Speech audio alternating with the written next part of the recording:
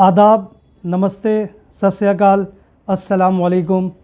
Welcome to my YouTube channel Aftab's awakening and incredible India. दोस्तों, ये सफ़र यूं ही स्टार्ट करा था, नहीं मालूम था कि आप लोगों का इतना प्यार मिलेगा।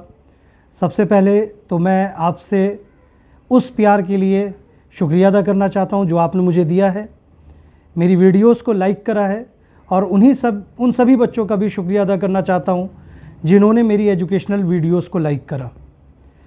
और उम्मीद करता हूं कि आप इसी तरह से प्यार देते रहेंगे और मैं वीडियोस बनाता रहूंगा।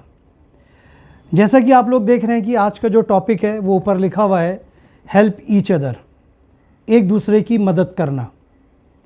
अब आप कहेंगे कि एक दूसरे की मदद करने का क्या मतलब है। सभी जानते हैं जिस तरह की कंडीशन से पूरा वर्ल्ड जूझ रहा है, परेशानियां हैं, बीमारियां हैं, उनसे लड़ रहा है, तो इस टाइम पे सबसे ज़्यादा ज़रूरत यह है कि हम एक दूसरे की मदद करें। मदद किस तरह से की जा सकती है? मदद का मतलब सब लोग यही समझते हैं कि अगर कोई किसी की फाइनेंशियल मदद करता है तो वही मदद होती है। दोस्तों, मदद किसी भी तरह से की जा सकती है। फाइनेंशियली भी मदद की जा सकती है, एजुकेशनली भी मदद की जा सकती है, इमोशनली भी मदद की जा सकती है, और आप अगर किसी को एक वक्त का खाना खिला दें तो इस तरह से भी मदद की जा सकती है। एक यूरोपियन कंट्री है नॉर्वे, सभी जानते हैं, मोस्टली लोग जानते हैं नॉर्वे, जिसे हम कंट्री ऑफ मिडनाइट सन कहते हैं। उस कंट्री में एक सिस्टम है जिसे सस्पेंडेड फूड सिस्टम कहते हैं। कोई भी आदमी रेस्टोरेंट में जाता है, वो पूछता है कि लंच मुझे ऑर्डर करना है, लंच है, अवेलेबल है। अगर वहाँ का मालिक या वहाँ का अटेंडेंट अगर उनसे कहता है कि लंच अवेलेबल है, और वो ऑर्डर करता है 5 लंच पैक कर दो जिसमें 2 सस्पेंडेड हैं, वो आदमी 5 की पेमेंट करता है, 5 लंच की पेमेंट करता है, और 3 लंच जो है वो लेकर चला जाता है। इसी तरह से अगर कोई कॉफ़ी रेस्टोरेंट है, वहाँ पे अगर कॉफ़ी ऑर्डर की जाती है, कोई पर्सन आता है कहता है कि 3 कॉफ़ी 1 सस्पेंडेड, तो वो 3 के पैसे पे करता है और 2 कॉफ़ी लेकर चला जाता है। तो अब सवाल ये कि सस्पेंडेड का क्या मतलब है, सस्पेंडेड कॉफ़ी या सस्पेंडेड लंच का क्या मतलब है? इसका मतलब ये हुआ कि जो भी ज़रूरतमंद आदमी होता है जिसे भूख लगती है, वो उस रेस्टोरेंट के अंदर या उस कॉफ़ी रेस्टोरेंट के अंदर आता है और पूछता है कि is there any suspended lunch और सस्पेंडेड कॉफ़ी। अगर मालिक ये कह देता है कि येस इट इज़ अवेलेबल, तो वो अपना लंच लेता है, वहाँ से बग़ैर पे करे चला जाता है। शायद मुझे ये लगता है कि ये बहुत छोटी सी बात लग रही है कि किसी ने किसी की मदद कर दी, लेकिन इसके पीछे जो एक सच्चाई है वो ये है कि जिसने जिसकी मदद करी तो उसे पता भी नहीं चला। आपने मदद करी बग़ैर जताए, आज की डेट में ट्रेंड है। आप बहुत एक ट्रॉल हुआ था फ़ोटो, एक पेशेंट को कुछ लोग बनाना ऑफ़र कर रहे थे, 1 या 2 केले थे और उसमें 10 लोग मौजूद थे and they were taking the selfie. तो आप अंदाज़ा लगा सकते हैं कि ये शो ऑफ था, ये किसी की मदद नहीं थी। जब आप किसी की मदद करें तो बिल्कुल शो ऑफ ना करें। और बहुत सारे रिलीजन के हिसाब से ये कहा जाता है कि अगर सीधे हाथ से आप मदद कर रहे हैं तो उल्टे हाथ को पता ना चले। यही उसका मतलब है जो नॉर्वे में हो रहा था, जिसमें ये बात कही गई कि आपने सस्पेंडेड फूड को ऑफ़र करा बग़ैर उस पर्सन को, जिसको मालूम भी नहीं कि वो सस्पेंडेड फूड उसको किसने दिया। क्योंकि एक उसमें एक एलिमेंट और भी है दोस्तों, कई बार ऐसा होता है कि जो लोग ज़रूरतमंद होते हैं लेकिन शर्म की वजह से वो लोग सामने नहीं आते, तो हमें उन लोगों को शर्म नहीं दिलवानी है, उन लोगों को ये एहसास नहीं कराना है कि वो हमसे कमतर हैं, हमसे कम हैं। हमें उनकी मदद करनी है बग़ैर उनको बताए। तो ये जो एक नॉर्वे की बिगनिंग थी, शायद ये बिगनिंग टर्की से स्टार्ट हुई होगी, क्योंकि टर्की में एक सिस्टम है बास्केट सिस्टम। हर एक शॉप के बाहर एक बास्केट लगी हुई होती है।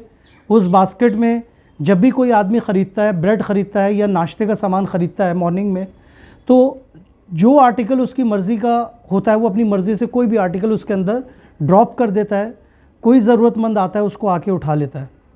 इसी तरह से अभी पीछे कोरोना पेंडेमिक के टाइम पे सड़क पर एक जगह थी, वहाँ पे उन्होंने एक स्पेस बनाया, बहुत बड़ा स्पेस बनाया, और उस स्पेस के अंदर उन्होंने क्या काम करा, पूरा का पूरा राशन जो है वो उसके अलग अलग सेग्रीगेशन में वो राशन रख दिए गए। जिन लोगों को ज़रूरत हुई वो आए, बग़ैर किसी शर्म के उन्होंने अपना राशन उठाया और लेकर चले गए। तो ये एक बहुत अच्छी बिगिनिंग है। मैं समझता हूँ कि ये ह्यूमैनिटेरियन ग्राउंड पे बहुत अच्छी पहल है उन कंट्रीज़ की जिन्होंने ऐसा करा। एक मैं नाम आपसे डिस्कस और करना चाहूँगा, सादियो माने सेगनल हैं, 27 year old football player, international level के प्लेयर हैं।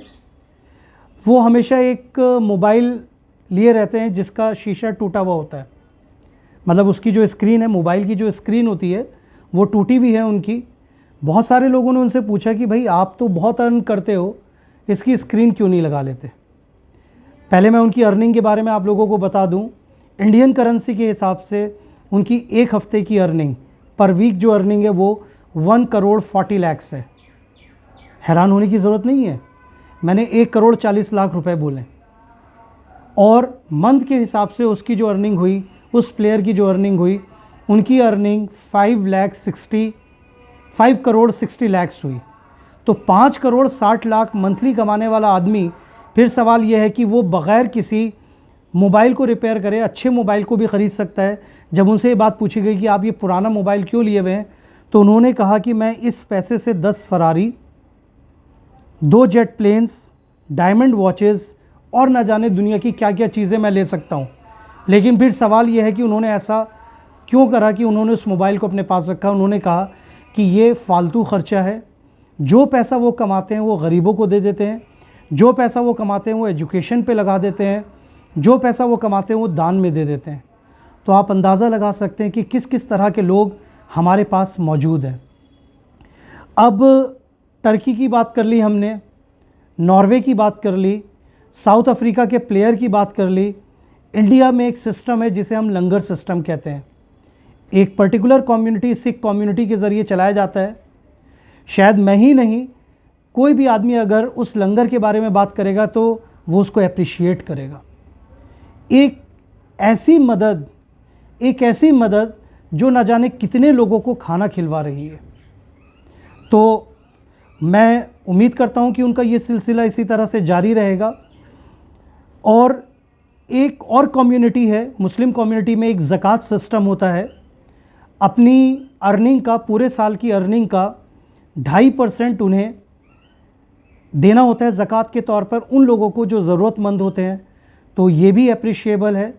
तो मैं इसी तरह से नॉन मुस्लिम कम्युनिटीज़ भी, बहुत सारे लोग आगे बढ़ते हैं, मदद करते हैं। और मंदिरों के बाहर आपने देखा होगा बहुत सारे लोग दान करते हैं।